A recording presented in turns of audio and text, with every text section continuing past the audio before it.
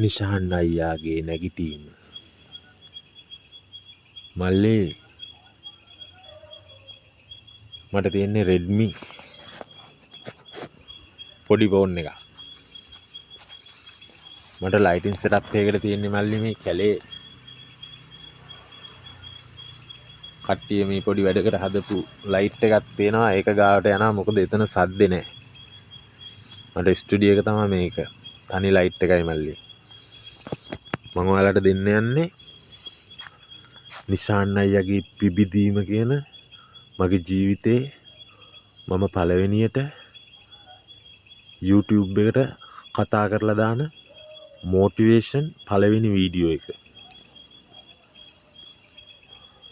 මේකේ මල්ලි ඔයාලට මම දෙන්නේ වයිබ් එකක්.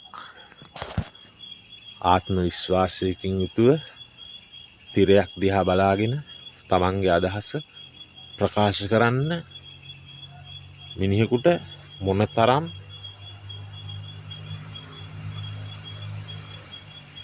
ආත්ම විශ්වාසයක් තියෙන්න ඕනද කියන එක ඔයාලට ලයිව් පෙන්වන්න තමයි මම මේ වීඩියෝ එක දාන්නේ. මේකේ ගොඩාක් එඩිට් ලයිට් ඉෆෙක්ට් බලන් ඉන්න කට්ටියට ආස හිතෙන විදිහට එපා වෙන්නේ නැති විදිහට දාන්න දේවල් පාවිච්චි කරන්නේ නැහැ. මෙතන තියෙන්නේ සම්පූර්ණයෙන්ම මගේ හඬ සහ මගේ වයිබ් එක විතරයි.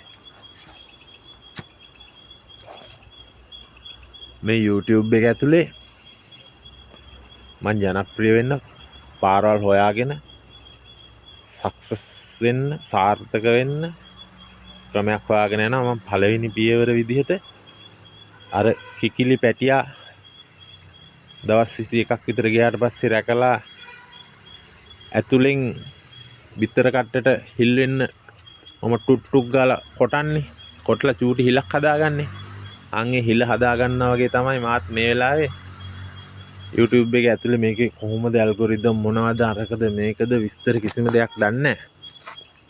ඒ වුණාට මම චූටි සිදුරක් හදාගෙන මෙන්න මේ විදිහට වීඩියෝ එකක් දානවා. ඔයාලටත් පුළුවන් කරලා බලන්න ආස හිතේ.